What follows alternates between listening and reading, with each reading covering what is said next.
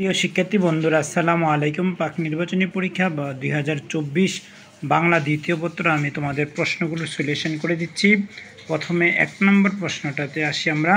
ভাষার ক্ষুদ্রতম একককে বলা হয় ধ্বনি।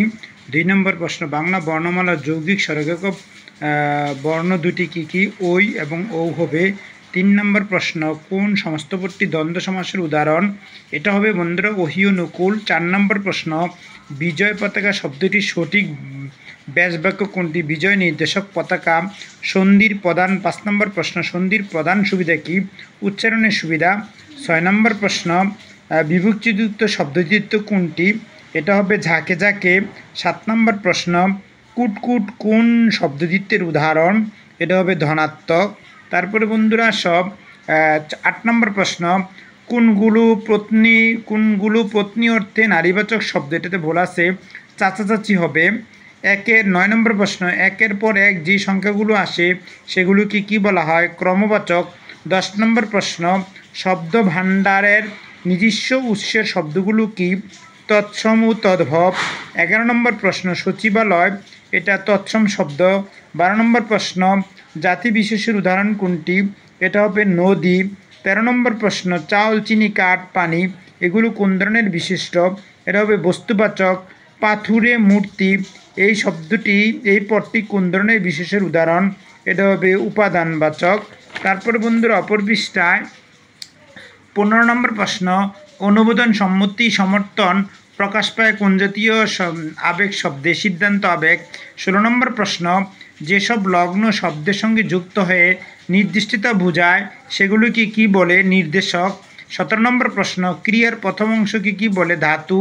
18 নম্বর প্রশ্ন, বর্তমান অনুজ্ঞায় তুচ্ছার্থে কোন ক্রিয়া বিভক্তি যুক্ত হয়? এটা হবে ইস। তারপরে 19 নম্বর প্রশ্ন, সূর্য পূর্ব দিকে ওঠে কোন বর্তমানকালের উদাহরণ? এটা হবে সাধারণ বর্তমানকালের। কোন কারকে মূলত ক্রিয়া স্থান সময় ইত্যাদি বোঝায়? অধিকরণ। 21 নম্বর প্রশ্ন, কোন বাক্যে কর্তা এই বিভক্তির উদাহরণ পাওয়া যায়? পাগলে কিনা বলে। 22 নম্বর প্রশ্ন, জমি থেকে ফসল পাই বাক্যটিতে জমি কোন কারক? এটা হবে অপাদান কারক। তারপরে বন্ধুরা তোমাদের 23 নম্বর প্রশ্ন, শব্দ বর্ণ ও অধীন বাক্যকে আলাদা করতে ব্যবহৃত হয় কমা। 24 নম্বর প্রশ্ন, শব্দ অঞ্চল শব্দটি সারির পার না বুঝিয়ে এলাকা বুঝালে অর্থের প্রসারতা হবে। তারপরে 25 নম্বর প্রশ্ন, শব্দের ব্যবহার দুরকম কী কী? বাচ্যার্থ ও লক্ষ্যার্থ। তারপরে 26 নম্বর প্রশ্ন, ভাবভঙ্গির কারণে অর্থের কী পাওয়া যায়? ভিন্নতা। 27 নম্বর প্রশ্ন, আদিত্য শোভিত রবি দিবাকর ইত্যাদি কোন শব্দের প্রতিশব্দ? এটা হবে সূর্য। তারপরে হ্রাস। 28 নম্বর প্রশ্ন, হ্রাস শব্দের বিপরীত শব্দ কোনটি?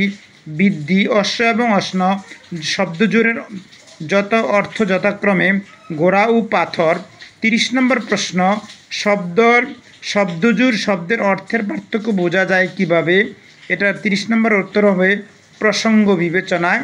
ধন্যবাদ, তোমরা এমনিভাবে সকল প্রশ্নের উত্তর পেয়ে যাবে। আমার চ্যানেলটা সবাই সাবস্ক্রাইব করবে। তোমাদের সবাইকে অনেক অনেক ধন্যবাদ। আল্লাহ হাফেজ।